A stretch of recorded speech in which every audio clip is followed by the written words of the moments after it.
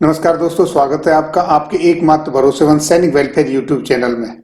दोस्तों, 2 अप्रैल की फटाफट बेहद महत्वपूर्ण खबरें जवानों, गवर्नमेंट एम्प्लॉइज, पेंशन भोगियों तथा अन्य सभी पर पड़ेगा इनका असर और 36 लाख पेंशनरों का होगा बड़ा फायदा। तो आइए पूरी खबर देखते हैं विस्तार से इस वीडियो में। दोस्तों, आज की पहली खबर, जैसा कि आपने देखा, मैंने भी वीडियो बनाई थी कि 1 अप्रैल से आधार के साथ अगर पैन कार्ड को लिंक नहीं किया तो आपका पैन कार्ड हो जाएगा रद्द। लेकिन अब भारत सरकार ने इसको 30 सितंबर 2019 तक एक दूसरे के साथ लिंक करने के लिए मंजूरी दे दी है। उस संदर्भ में 31 मार्च 2019 को ये वित्त मंत्रालय के department of revenue, central board of direct taxes की तरफ से नोटिफिकेशन जारी कर दिया गया है। तो जिन भाइयों ने अभी तक पैन को आधार से लिंक नहीं किया, उनको परेशान होने की जरूरत नहीं है। अब वो 30 सितंबर तक लिंक करा सकते हैं। दोस्तों, आज की दूसरी बेहद महत्वपूर्ण खबर आपके ड्राइविंग लाइसेंस से जुड़ी हुई है।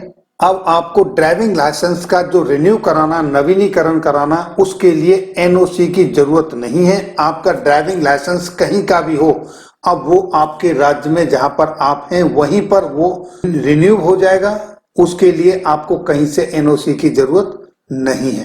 दोस्तों, 29 राज्यों तथा 7 केंद्र शासित राज्यों का डाटा सिंगल प्लेटफॉर्म पर आ गया है। मात्र 3 राज्य, मध्य प्रदेश, आंध्र प्रदेश और तेलंगाना ऐसे हैं जिनका डेटा एक सिंगल प्लेटफॉर्म पर नहीं है। तो दोस्तों, ड्राइविंग लाइसेंस के नवीनीकरण के लिए कहीं धक्के खाने की जरूरत नहीं है। अब ये आसानी से ऑनलाइन रिन्यू हो जाएगा। दोस्तों, तीसरी बड़ी खबर, आज से सरकार की पेंशन स्कीम में हुआ बड़ा बदलाव। आप समझें कैसे मिलेगा फायदा। दोस्तों, इस एनपीएस के अंदर अब प्राइवेट सेक्टर के कर्मचारियों के लिए भी यह योजना लागू कर दी गई है। 1 अप्रैल 2019 की ये बड़ी अपडेट निकल कर आ रही है। इस स्कीम के तहत कैसे इसका फायदा होगा, देखिए दोस्तों, ये जो एनपीएस में बदलाव किए गए ये 1 अप्रैल 2019 से है और इसके तहत खाता खुलवाने वालों को टैक्स में पूरी तरह से छूट मिलेगी। और सरकार ने नेशनल पेंशन स्कीम को पीपीएफ की तरह EEE यानी एग्जिट एग्जिट एग्जिट का दर्जा दिया है। इस योजना में आने वाले कर्मचारियों की जितनी बेसिक सैलरी बनती है उसका 14% योगदान सरकार की तरफ से दिया जाएगा, जो कि पहले 10% होता था, जबकि कर्मचारियों का योगदान 10% ही रहेगा। और इसका फायदा केंद्र सरकार के 36 लाख कर्मचारियों को मिलेगा। देखिए, इसके बारे में जो महत्वपूर्ण बातें हैं वो इस तरह से हैं। एनपीएस के नियमों के मुताबिक कर्मचारी रिटायरमेंट के समय कुल जमा फंड में से 60% पैसा निकाल सकता है और बाकी आपकी बची हुई 40% की जो रकम है वो पेंशन योजना में चली जाती है।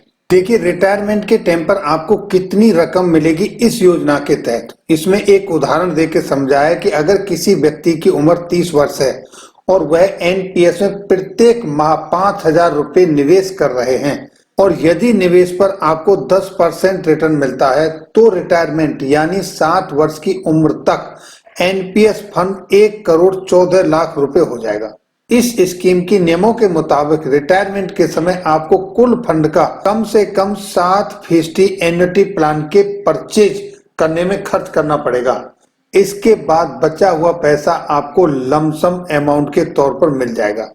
ऐसे में यदि आप 50% का एन्युटी प्लान खरीदते हैं तो आपको करीब 57 लाख के करीब रिटायरमेंट के समय मिलेगा। तो दोस्तों, ये थी जानकारी इस वीडियो में। वीडियो अगर आपको अच्छी लगी तो अपने दोस्तों के साथ शेयर करें और इसको डिटेल से समझने और पढ़ने के लिए लिंक वीडियो में दूंगा, वहां से आप पढ़ सकते हैं तथा अपने दोस्तों के साथ शेयर भी कर सकते हैं।